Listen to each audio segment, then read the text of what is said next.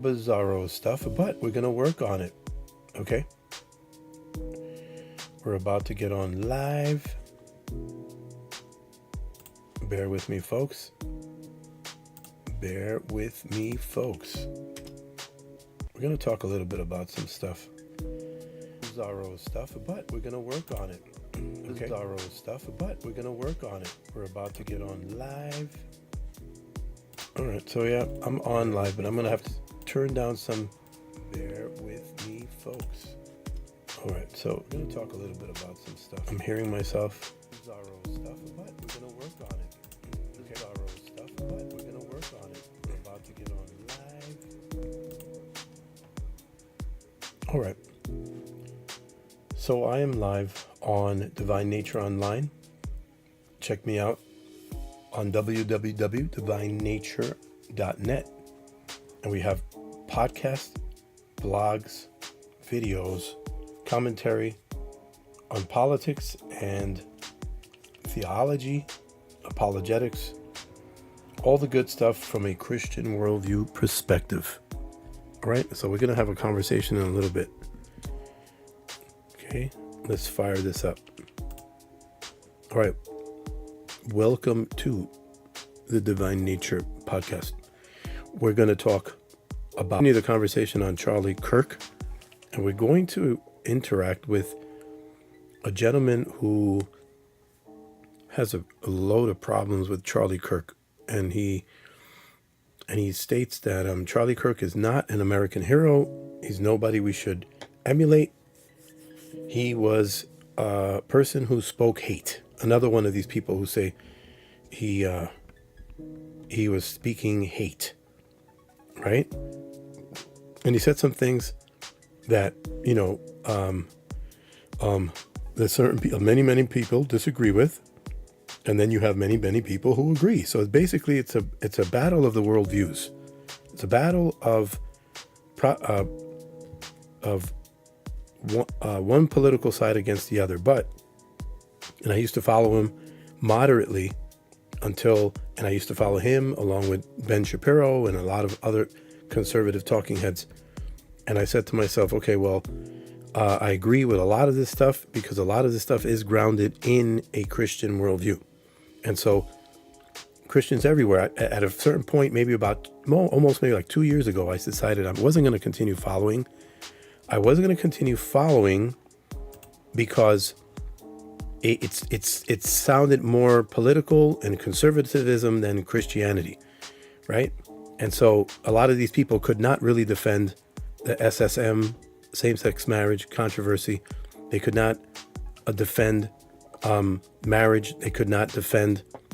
And I said, I've had it. I'm tired of this. I'm not listening anymore. And then I started noticing Charlie Kirk in the last couple of months started coming up on my radar because he was sounding more Christian. And he was grounding a lot of what he was saying in the Christian worldview. But of course, he has been around for like 12 years, his organization, and responding to the radical left stuff that we're seeing.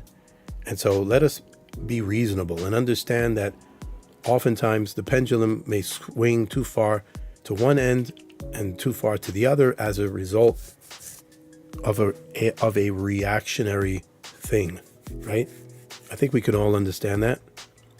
So we're gonna talk. Let me see. I have a gentleman here. Wait, I want to interact with a gentleman who, let's get him back up here.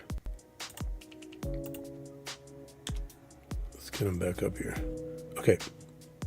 So there's a gentleman who has an issue, and a lot of people have spoken. He's from his YouTube page is Holy Kool-Aid. He's got 375,000 subscribers.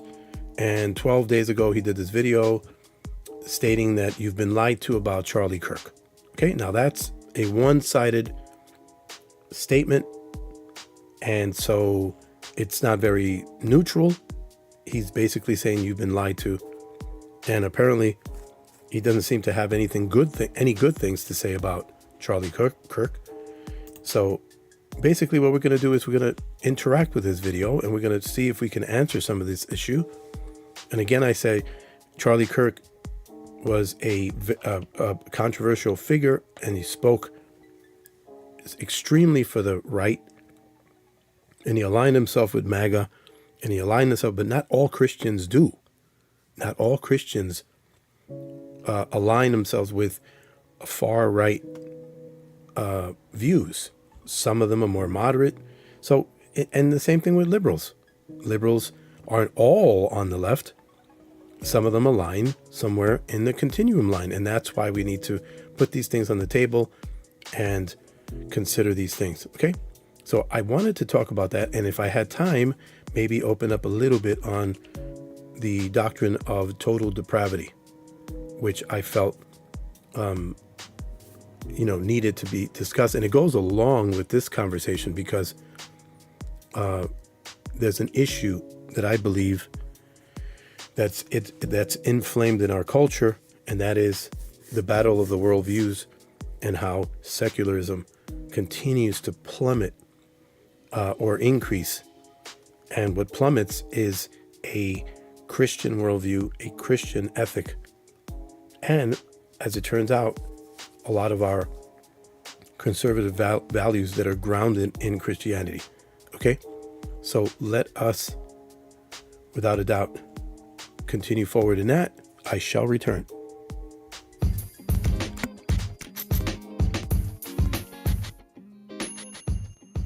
Welcome to the Divine Nature Podcast.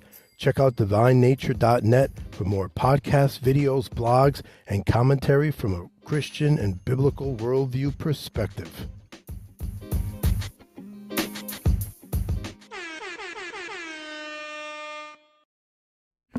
All right, so let's see if we can interact with that video and see if he has some good points or bad points, right?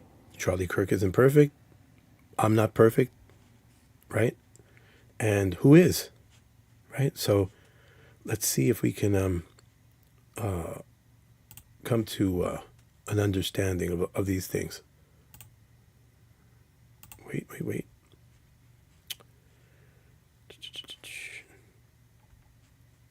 Let's try again. Empathy is a made-up New Age term that does a lot of damage. I think it's worth it. I think it's worth to have a cost of, unfortunately, some gun deaths every single year. This is not going to end well. Charlie Kirk is dead. He was shot yesterday while debating at a college campus, and as of my recording this, the shooter is still at large. What I'm about to say will probably piss some of you off, and I probably will lose some subscribers and patrons over it. But I don't care. The truth needs to be said because no one in the mainstream is talking about this. Before I pull the pin out of the grenade though, I want to make it abundantly clear that I do not condone violence, and it is a dark place that we've come to in American politics where this is what people feel like they have to resort to.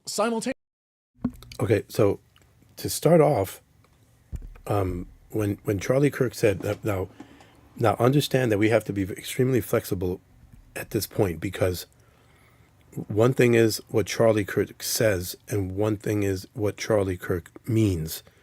And the left is notorious for chopping up and altering the meanings of what people say. This is characteristic of the left.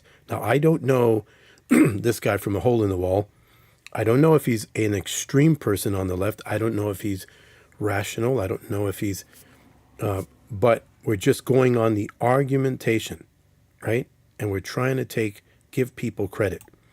So if a lot of this stuff that he pulls up, if it's all of what Charlie Kirk said, and what he said is what he meant, then obviously some of this stuff would sound pretty bad.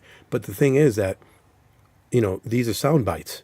And so I've caught many people doing it all the time, using sound bites and basically making a whole argument against it and against what he stood for and what he actually meant. So we have to be careful and be objective as to that being the case, right? And try to be as fair as possible.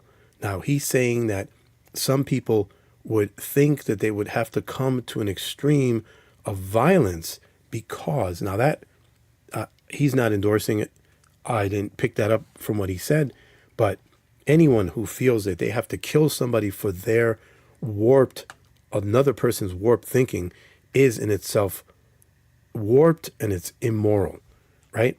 Regardless of how evil, the person has the right to express that thing. And in a healthy culture, the majority of people will have healthy thoughts, and they'll all turn to that unhealthy comment, and people will say, I want to get away from that guy, right? And that should be it.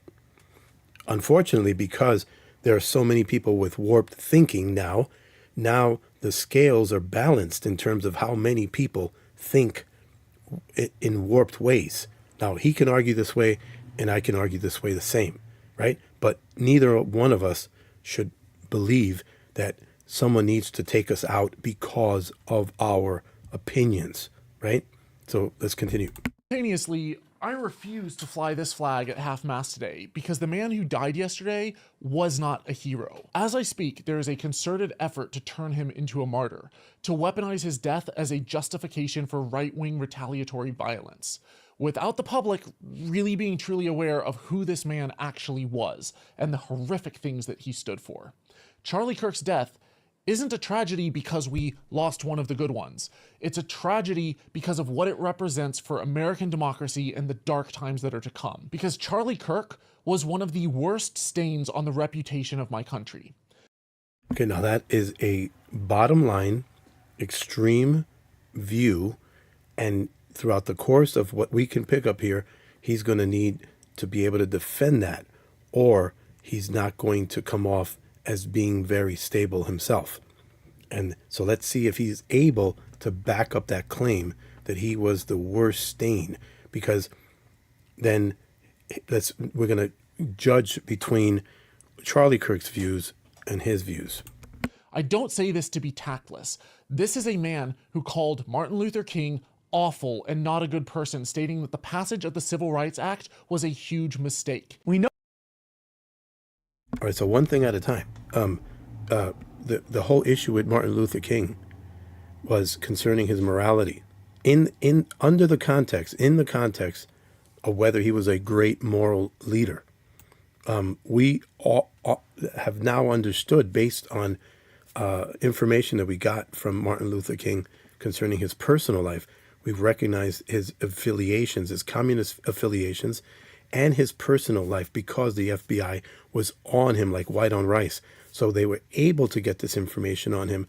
That having that knowledge, we recognize as a bottom line, the man wasn't the moral saint that people on the left try to make him out to be, right? And that's what Charlie Kirk has exposed, and many people continue to expose today. Note in our piece that Kirk describes King as, quote, a bad guy. It's true. And Kirk's self-described very, very radical view that the country made a mistake when it passed the Civil Rights Act. Also true. And the Civil Rights Act. So this is one that's been thrown around left and right, but he's got a reason for saying that. He's not saying that the Civil Rights Act is altogether disgusting, bad, and evil. What he's saying is that abuses have come from it, right? So, it pays to get a broader context and to understand the man, especially since he's out there, having elaborated well enough what his true intentions are. Though, let's be clear, created a beast, and that beast has now turned into an anti-white weapon. He's so So if it has caused people, if that has caused abuse in constantly judging people and labeling them racist, I would agree with him. If that's one of the problems that it has brought about, then he's got a legitimate reason for saying that it brought on problems. Now, he may have said that it should not have been. I'm not sure what his stance was. I'm not ready to argue that perhaps we should not have had that 1964 legislation, but we now know that they continue to want to add to it. We know now that that it doesn't stay there. They're actually wanting to add other legislation of supposed protections. But what happens is when you put all that power upon the government or upon agencies or upon institutions to start labeling people and to start recording their ambitions and their intentions, it ends up being abusive. It ends up being abusive because perhaps someone will disagree with the policy, but if now someone is going to, the institutions or the law is going to now label a person as a person who is being racist towards someone or being bigoted towards a people group, now it's that much worse. Okay? Courts have to determine what the motives are for someone doing something, committing a crime, or their issues.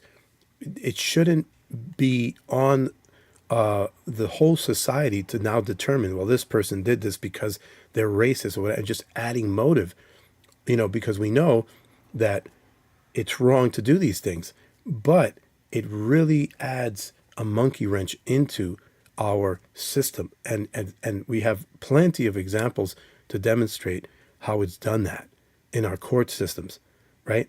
Especially with regard to the abuse of Christian conscience. Okay. Now the person can either be seen as, well, the lady works in a marriage. He doesn't want to sign on a marriage certificate, and so she's rebelling against her job. Right? It's one thing, but now they're going to label her as a bigot simply because she disagrees with the lifestyle. So kick her out of her job for not doing her job, but don't kick her for being a bigot, because bigot just crams on a immoral label on someone. And if the person simply just disagrees but loves their neighbor, well, now you're adding to that, okay? To that by giving them a label of immorality, which is unfair to them, and nobody would want to have that extra label put upon them. Well, let's let him continue. Vision wherever he went. He promoted conspiracy theory garbage like the Great Replacement Theory, which states that rather than white people being able to live in harmony with other races, minorities are plotting to replace us. So I don't know if this is the case. I don't know if he's going to use a some kind of source and let him speak for himself. I don't know if he's going to doctor the comments and edit it just up to the point where he'll say a comment that seems like this is what he's saying. I don't know if if Charlie Kirk actually really meant that, but I would say if I were to say, well, there could be a conspiracy plot to in this whole idea of multiculturalism to try to change the culture. Would I then be as evil as this person is saying that Charlie Kirk is, because he holds to that opinion?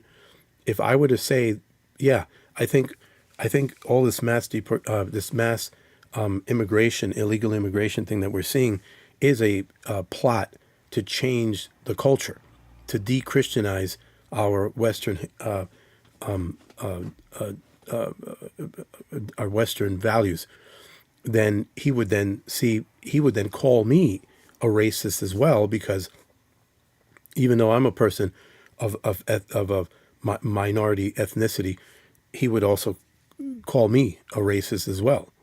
He promoted 2020 election fraud conspiracies so effectively that despite them being repeatedly proven false in court by Trump's own appointed justices, millions of Americans still believe them to this day. During the pandemic, even as Trump's own administration was pumping billions of dollars into Operation Warp Speed, attempting to rapidly create and test a vaccine, rather than taking this emergency as an opportunity to help unite America, he turned on doctors and spread pseudoscientific misinformation and anti-vax conspiracy theories, calling vaccine mandates medical apartheid.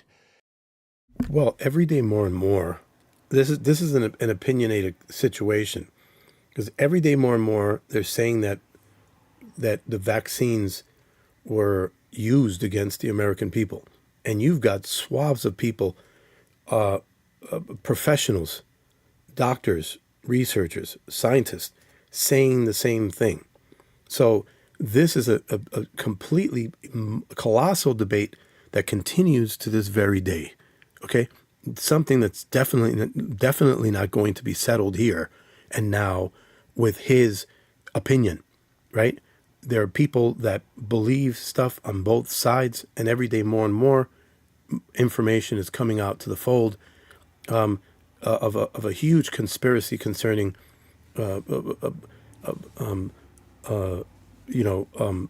Fauci and the World Health Organization, the CDC, and how they were pushing on agendas and stuff like that. This is a huge conspiracy.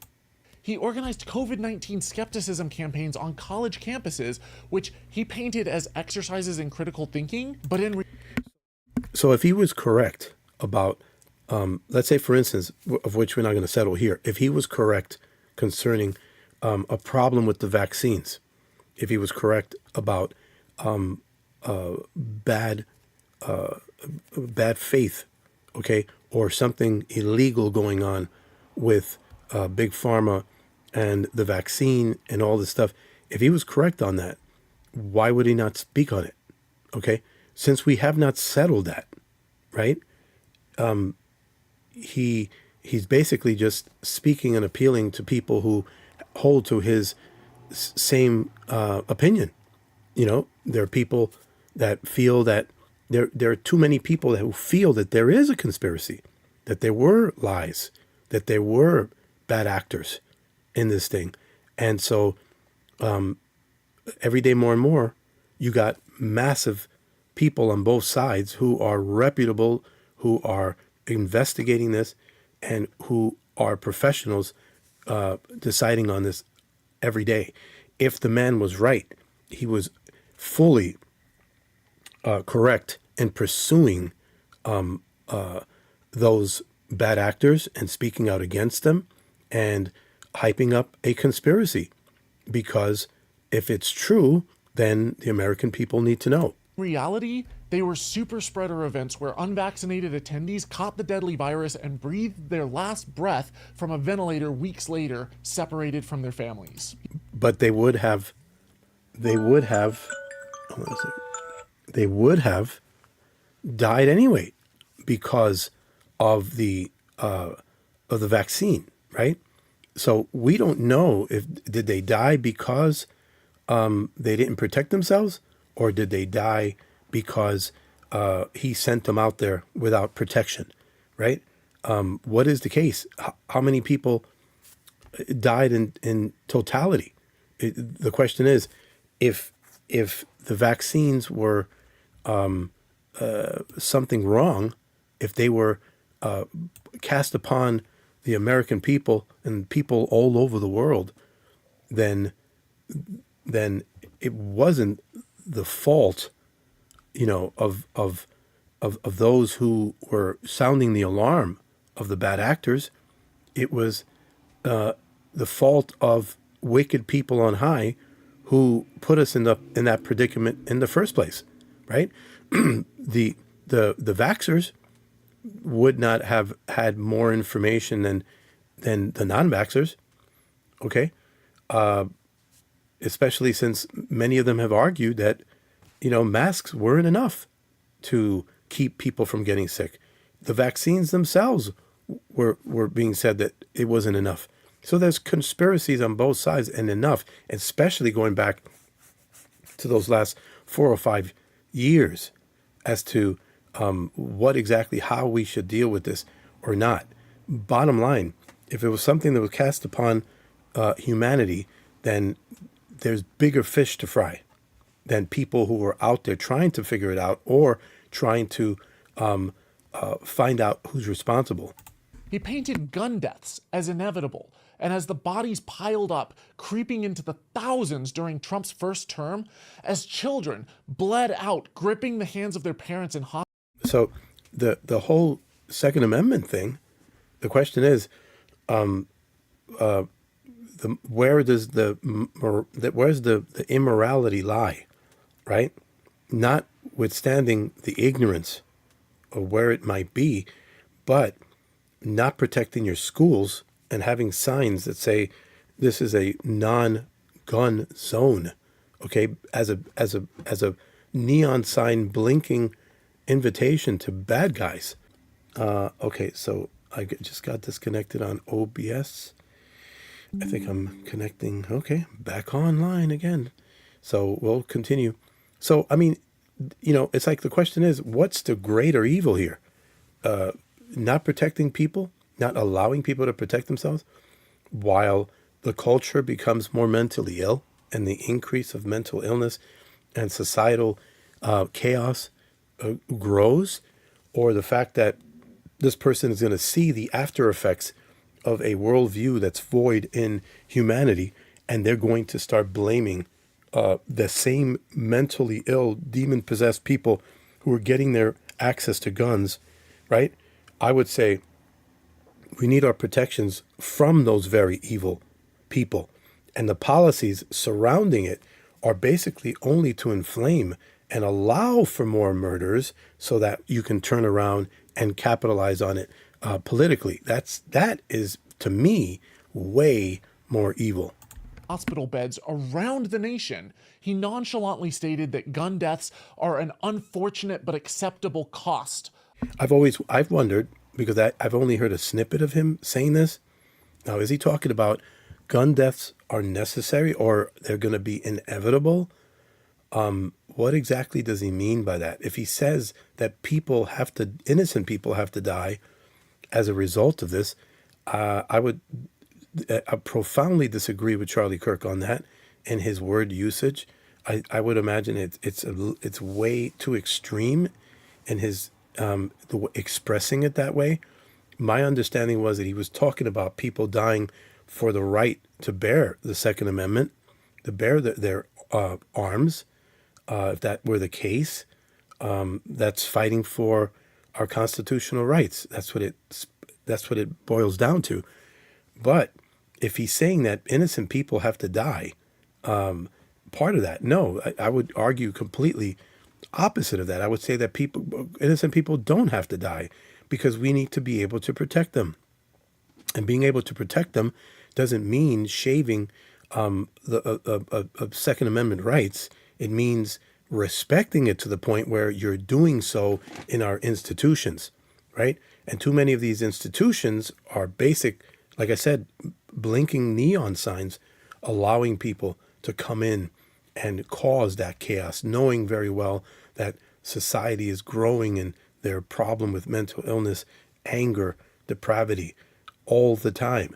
If that's the case, then we need to arm ourselves all the more, and we need to treat people with mental illness, and we need to get down to the actual brass tacks as to why people are growing in this extreme, in their nihilistic worldviews that they would want to go into and take out the most innocent among us.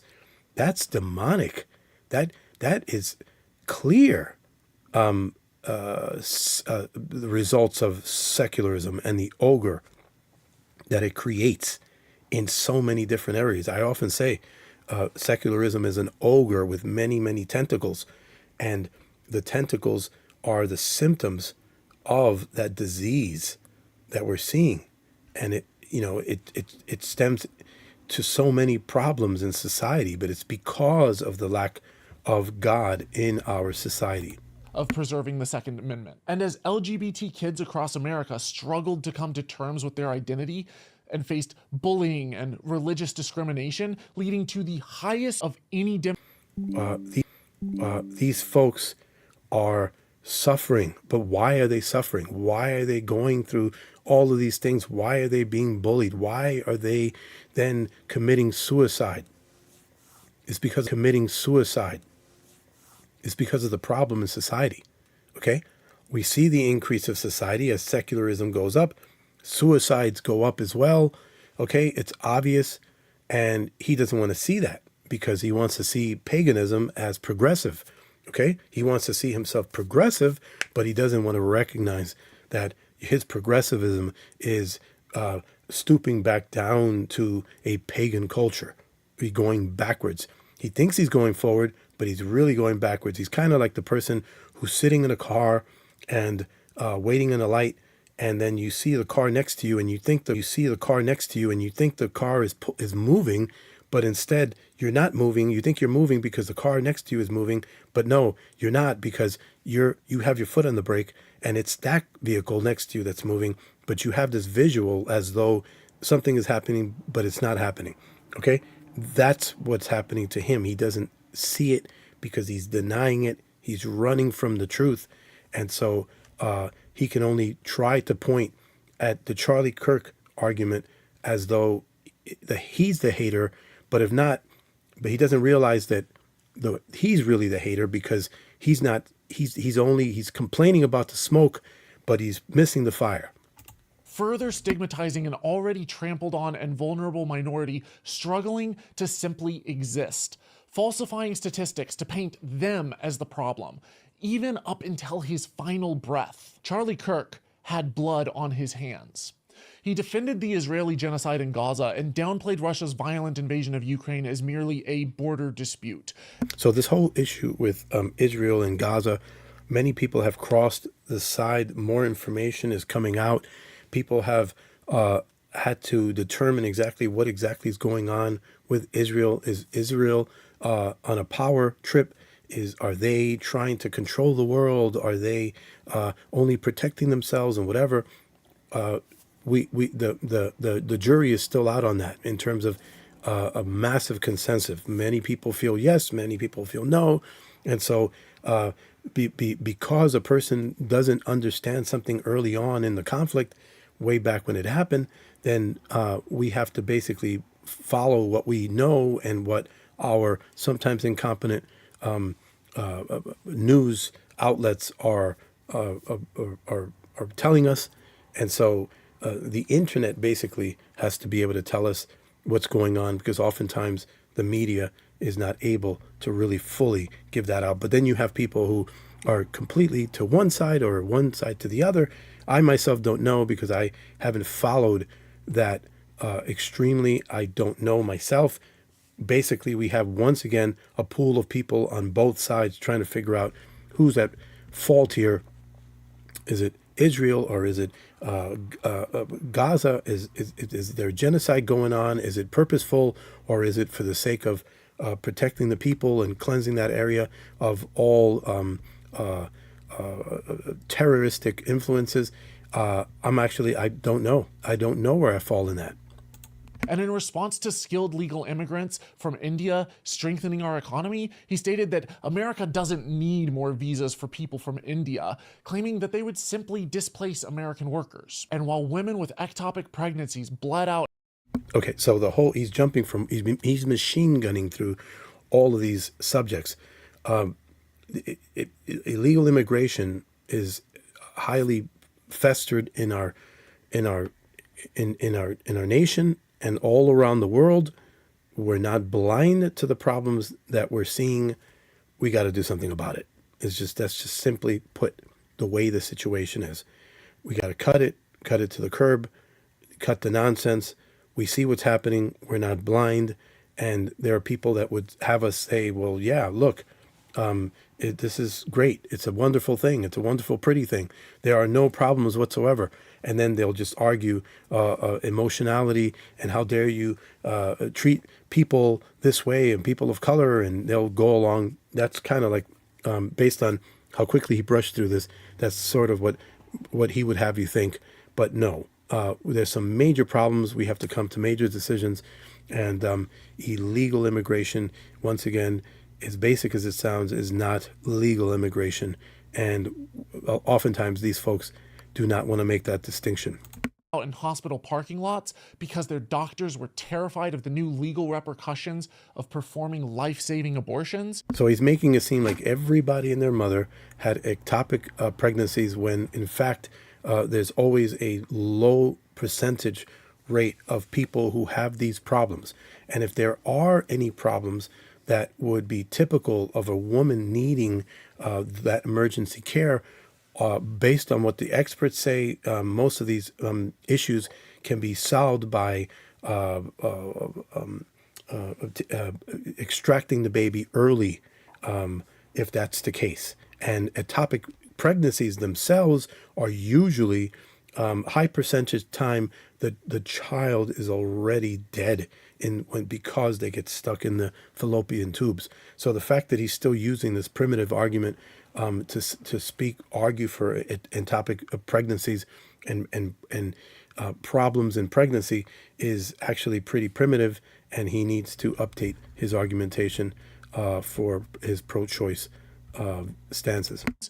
Kirk, always the confident fool, touted that abortion was worse than the Holocaust. So you're comparing abortion to the Holocaust? Absolutely, I am. In fact, it's worse.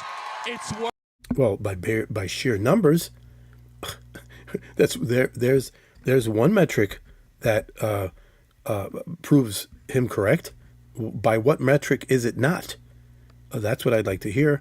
If that's the case, if you're going to argue the case, he's just basically blanketly just thinking that he's going to toss something, slap it against the wall, and it's going to stick by the mere emotionality of the argument, and that's what makes it truth? No, you have to uncover it. You have to say, by what metric is it not as bad as the Holocaust? Worse. It's really not. And said that if his 10-year-old daughter was raped, he would force her to carry it to term. So if you had a daughter and she was 10 and she got raped, would you want her to go through that and carry her rapist baby? That's awfully graphic. But it's a real life scenario that happens to many people. The answer is yes, the baby would be delivered. And as millions. So I didn't hear anything concerning I would force my daughter, because that's what he said, right? He didn't say that. So this guy had to use that wordage. Perhaps he's said it, he's used it in other videos. I don't know. But in this presentation, he presented it that Charlie Kirk said, I would force my daughter to have the baby. That's not the wording that Charlie Kirk used when he responded to this woman. But this is what they do. They ride the wave of emotional argumentation. They need to, because the morality is just so ungrounded that you have to make up for it by trying to get emotionality points. Millions of Americans struggled to pay rent.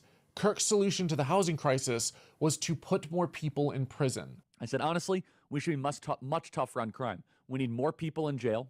We need more arrests. America has more prisoners than any country on earth. And so the question on here is like, we're not just grabbing people off the street. Grabbing people off the street. And I don't think Charlie Kirk was endorsing that we just grab people off the street and just toss them in order to save, to enhance the economy. That's not the argument. That's not what he's saying here. Okay? How he unfolds what he's talking about, obviously, it's people who are committing crimes. And we know that under the previous administration, people were going crazy, stealing things, and up to a certain amount. In fact, I just heard of a case of some girls who stole something, and they were operating under the law that says that it's a misdemeanor for a certain amount, right? And so they thought that because the stuff that they wanted to steal was 40% off, believe it or not, that they would not fall above that $1,000 requirement, right? They said, well, wait a minute, it was off, 40% off. Could you imagine? They're using their calculators to try to commit evil and being justified in doing that. And this guy is trying to divert the argument somewhere else and making it seem like Charlie Kirk is basically saying this to just swoop people off the street. And one of the highest per capita rates. If you believe that this is the land of the free, I've got a rude awakening for you. But when asked by policymakers what his top recommendation was for the Republican Party, he stated that We do not have enough people in jail in this country. this was a community college dropout influencing top Republican lawmakers. He believed that university was a scam, and the only good reason for women to go to it was to find a husband. I'm Addie, and I'm 14. I'm a freshman in high school. I think there is an argument to bring back the MRS degree. And no, seriously. And just be clear, that's why you're going to college, right? Don't lie to yourself, I'm studying sociology. No, you're not. We know why you're here. And that's okay. I say college is a scam, but if you're going to find your life partner, that's actually a really good reason to go to college. And so, yeah, you could go learn some stuff. That's fine. So the way to argue against what he's saying here is to throw some statistics of how people are getting so many jobs when they graduate with their degrees, and how it's still a good idea to go for college. And maybe there's ways that you can get college loans, or that would be the way to argue these things, right? As opposed to just basically criticizing his comments without fully understanding his context behind making those comments, right? And so we see that we got a bunch of young women and young people rushing into college. They're coming out with degrees and stuff they can't find work in, and a lot of women are foregoing their families in order to do this. This is a huge topic, a huge conversation that it's not being presented here. And so it's just a drive-by machine gun, a progressive policy defense without any real context behind it. Fine, I guess, or whatever. Just don't listen to your professors. Charlie Kirk had no formal education in political science or sociology or criminology, and despite the US having a heavily militarized, needlessly violent police force, which already has tragically higher rates of police shooting than any other developed country on earth, Kirk proposed that we get tougher on crime and bring back public executions. So the festering that we see on crime, sure, it is a lot of the local budgets, that the training that's needed, without a doubt, that there is a problem there. But also the sentiment against police officers is part of a social Marxist campaign against the authority of our men in blue, right? And laws, and the culture is warped in seeing this. And so you got the Antifa types, and you've got all these people and all these groups that are totally against authoritarian imagery, right? And so you have this in the culture that's a social Marxist thing that's going on. It's teaching kids in the universities, teaching people to go against authority, go against your parents, go against the judge, go against, all of these authority figures in society. And this is what contributes to all of the chaos that we are having in our culture. Not to mention the fact that people like this actually believe that we should have less police officers, right? As though that is a solution, right? They don't argue, let's train our men in blue better. They're not arguing that way. They're just saying, let's make them disappear. Okay, oftentimes that's what the argument is. That's the counter. And that, I would say, is not something that would fix anything. In fact, I even think that we should bring back, public executions on certain people. No. This was not a champion of free speech. So public executions, bad wording, okay? When in fact we've had what was called the death penalty, right? The death penalty, we've had it in the past. We've had it in our United States. We still have it in certain states, right? And it's the idea that beyond a shadow of a doubt, a person would create a crime and be charged with a crime that was beyond a shadow of a doubt, and that they can lose their life or forfeit their life if they do incredibly insane and disgusting immorality and against humanity themselves. And that is a Christian value. That is a Judeo-Christian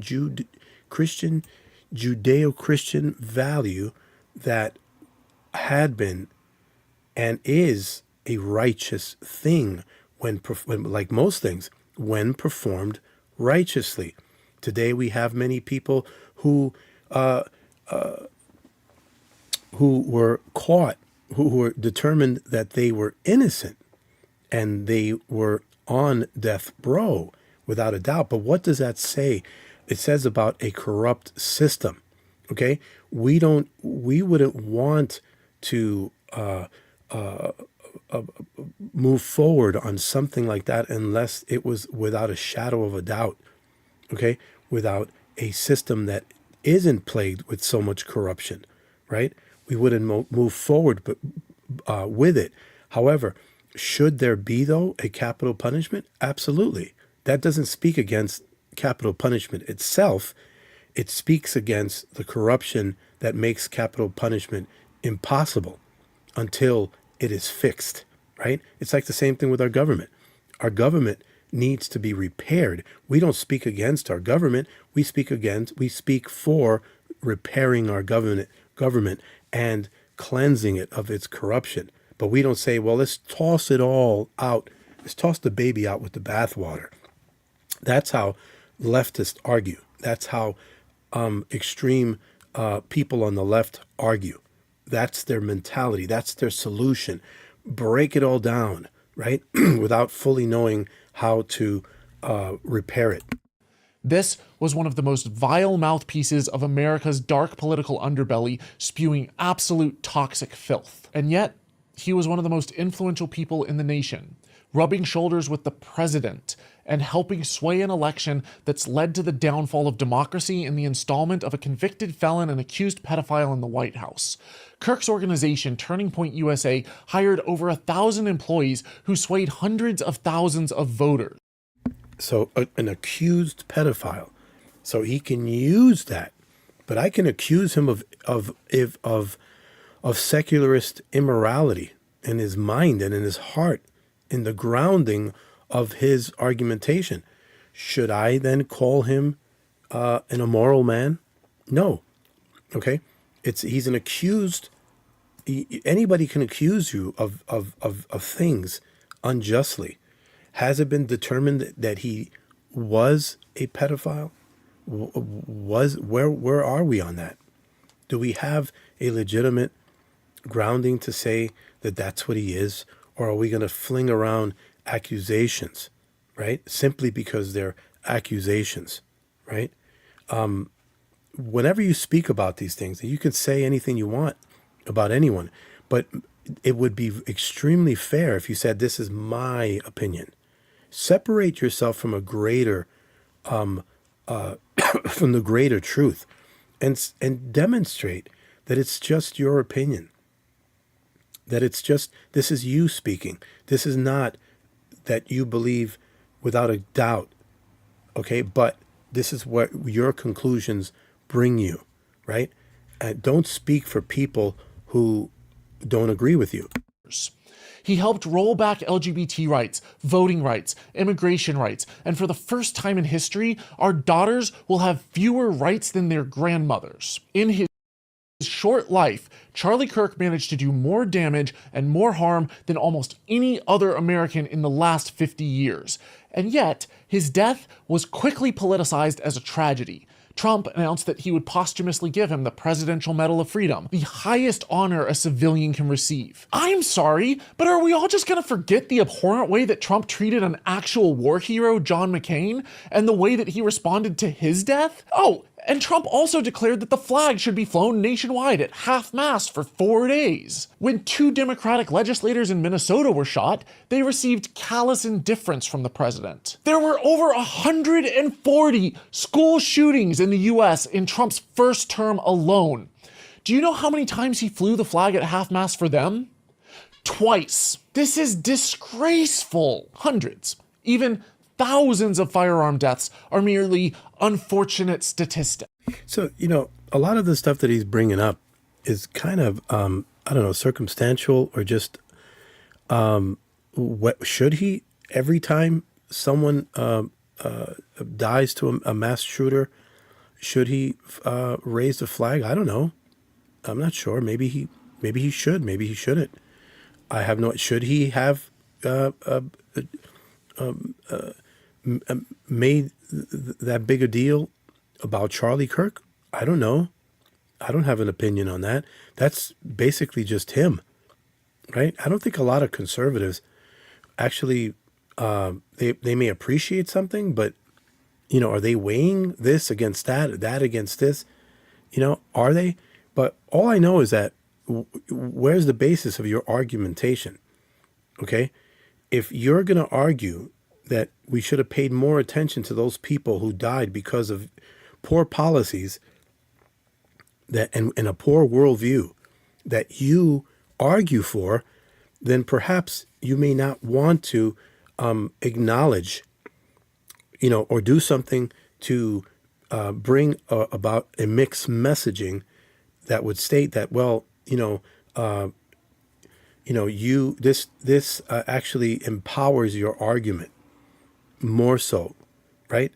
But I mean, I don't know. That's a completely, totally individualistic thing on his part to do or not to do. I personally believe that people like Jimmy Kimmel and people got fired for what they're saying and what they believe, and I don't believe they should have been.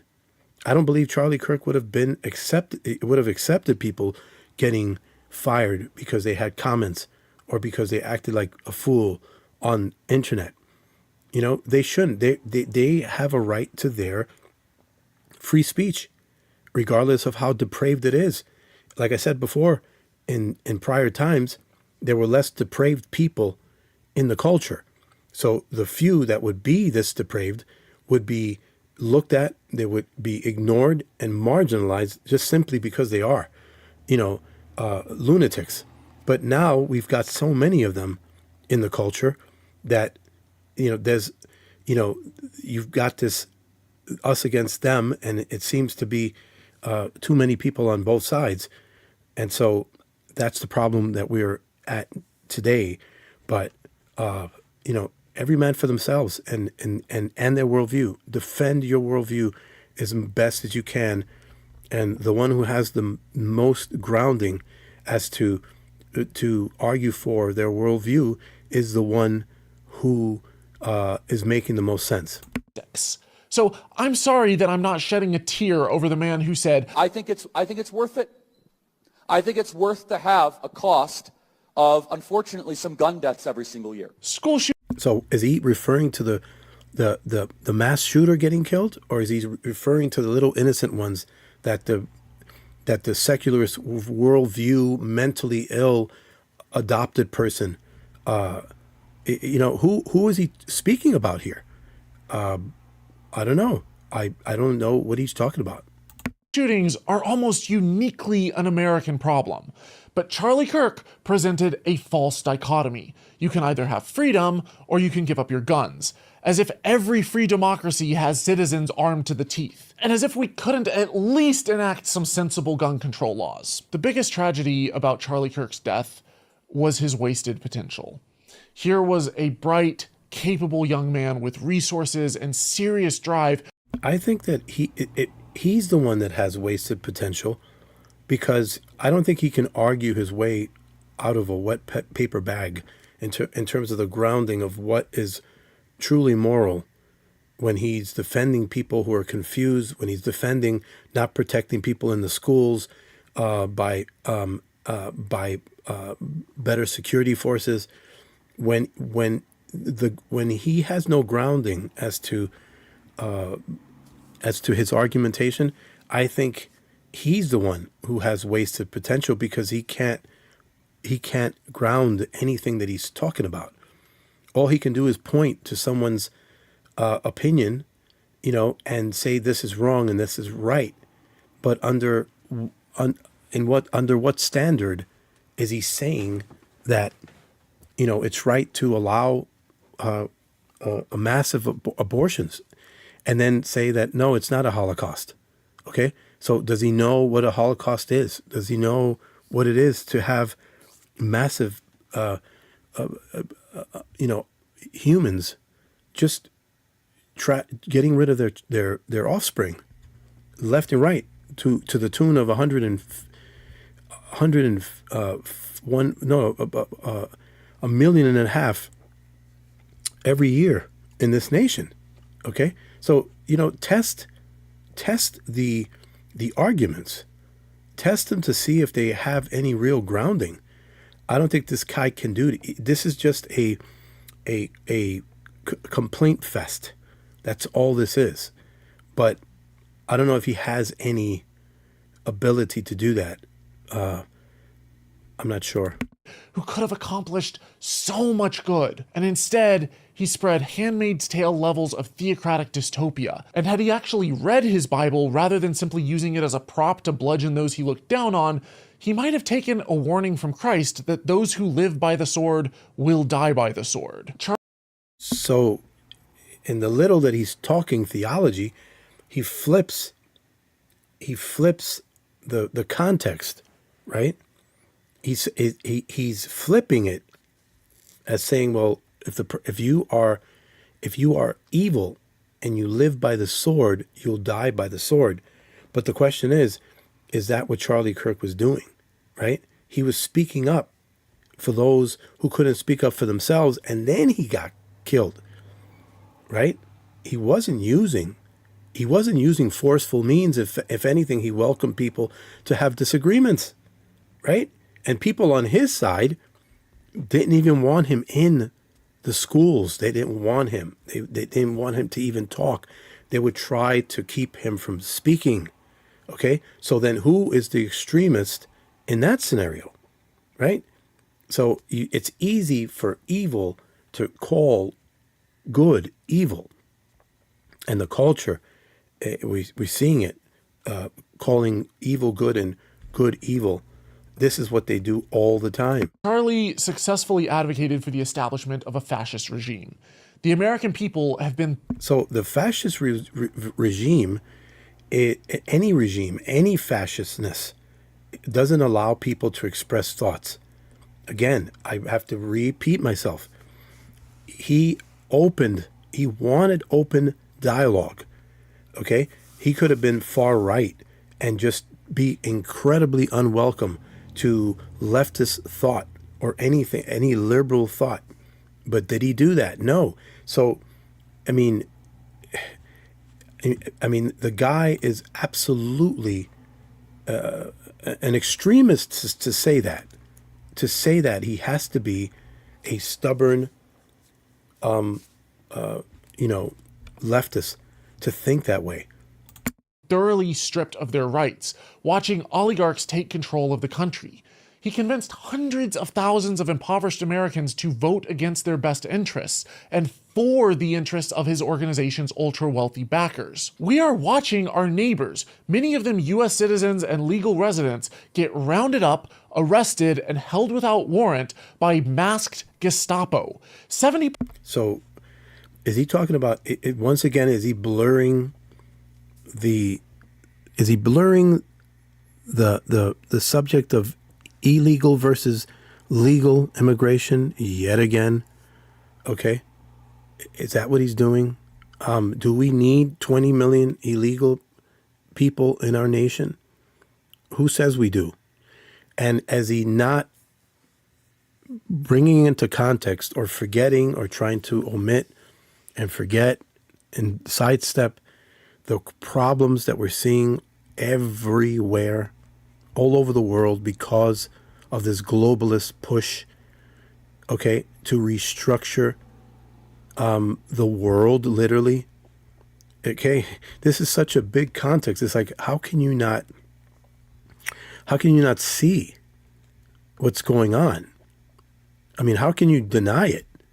Do you think that this is a happy, healthy thing that's going on, that's been going on for all these years?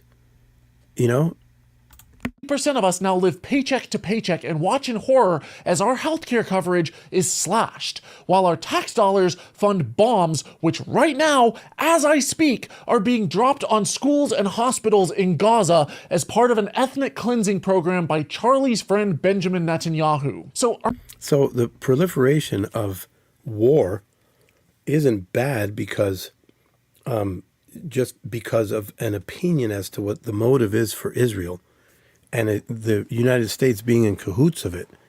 It's bad because it's if it doesn't take into context our problems here at home, then without a doubt, I would agree, right? We would all agree that we have to take care of our issues here at home first, right?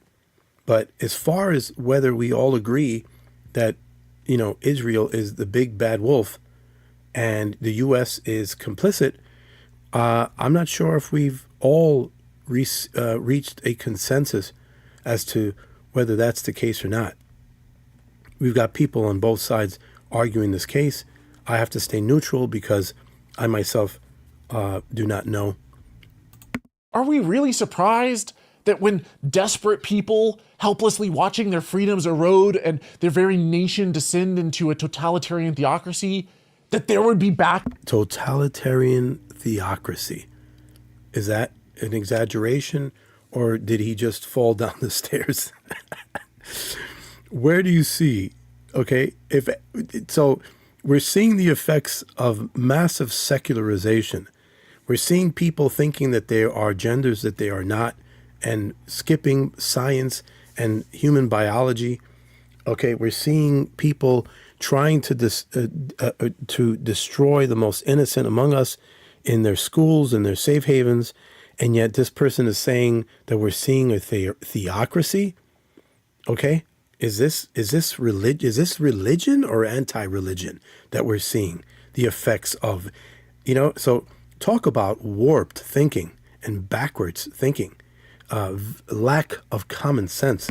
Backlash, and somehow people are shocked by his specific death. For decades, despite school shooting after school shooting, Republicans completely turned a blind eye and didn't give a flying shit about the deaths of innocent kids. Again, he revisits the argumentation, but he forgets, right, the reason why there are so many increased psychos, okay, in the culture. Why are there so many psychos in the culture? It's because of his worldview. It's because of the void in his worldview and the growth of these things in a secularist society, the nihilism, the increased suicide, the aggression, the bullying, the confusion, all of that. That's all on him.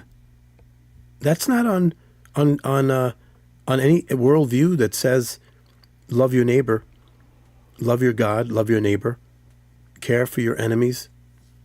Okay, do good to them who persecute you. Okay, I don't see any connection there. I really don't. Right?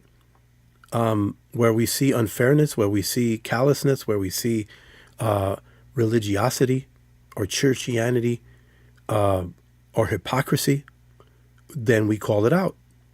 That's what he should be calling hypocrisy, and calling them to a standard of Christ, calling them to a standard, right, that's truly biblical. But the only time he goes to the scriptures is to warp it, is to turn it on its head, and to give a completely opposite translation. He has to turn the Bible upside down in order to try to use it for his worldview, which is not going to work. Rights of the gun owners superseded the rights of children to live, to breathe, to pursue their dreams of becoming doctors. Those same gun rights are what's supposed to protect those very children, but you won't allow it because you don't believe that we need to protect children with our guns. You don't believe we should protect our grandmas, okay, in their homes, and our wives in our homes, okay? You're the one who's anti-protection. Okay. And that is absolutely cruel and unusual. Or scientists. Are we really surprised that under these circumstances, when the one right that's still defended is the Second Amendment right, that's the one that the American people would turn to in their darkest hour? Isn't it people like Charlie Kirk who said that the reason that we have the Second Amendment right is to defend against authoritarianism and tyranny? The most ironic part is that the left has been trying for decades to fix America's broken gun laws and lack of gun control. And how are they trying to fix anything? They've been trying to progressively get rid of them. Okay? That's what that is. There's certain states that have more regulations and they continue wanting more regulations. They never stop and they're not going to stop. And so you're a liar if you say that these aren't a progressive move just to get rid of them altogether. We see them. We see the writing on the wall. He just thinks that he's just going to machine gun through these points, and people are just going to attach to the emotionality behind them. But no, not at all. I really don't think this gentleman is making very good arguments. To be perfectly honest, it's just it's useless because this is not the platform where we're taking all of these bits and pieces and trying to argue for them. Oops. So we're not going to go through them. What we would want to do is, as we've done many times before and in many different platforms, we go through every one of these arguments and we try to dissect them and we try to find out what is true, what is not true, what is an exaggeration, what is a misunderstanding. We have to put them on the table, and that's what Charlie Kirk was about trying to argue for these things. And like he said, the minute that we stop speaking, that's when we'll start throwing blows. And we don't want to get to that point. But without a doubt, I think later on, towards the end, Charlie Kirk became more and more Christian and started really backing up a lot of the stuff that he was saying based on a Christian worldview, which I believe is what has influenced our American legal constitutional system. I believe that the founding fathers, although they were not perfect, they developed and drafted something that was a lot more perfect than they were, as most people do, in something exclusive, something constant. If you can't ground these things, then you won't be able to argue for them. And in most cases, they're not able to. They're not able to argue for them because they're grounded in opinions, they're grounded in emotionality, and not grounded in truth, in reason, and in pure ethics. Okay?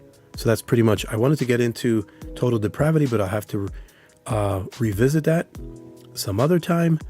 And I also want to perhaps go into a video, someone trying to refute Reformed theology, and I may want to do that maybe tomorrow, God willing, if not sometime next week.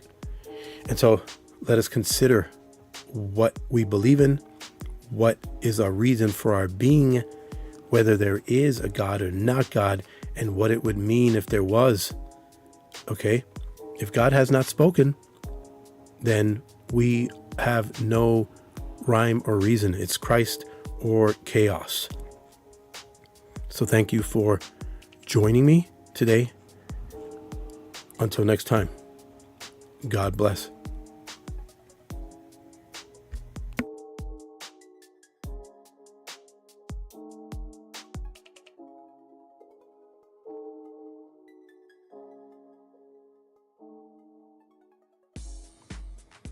All right, you're listening to the Divine Nature Podcast, a blog and cultural commentary ministry dedicated to declare the gospel of Jesus Christ, to reach out to those who have ears to hear by the power of the Holy Spirit. Check out divinenature.net for updates on blogs, videos, and more podcasts. And don't forget to share if you care. Until next time, God bless.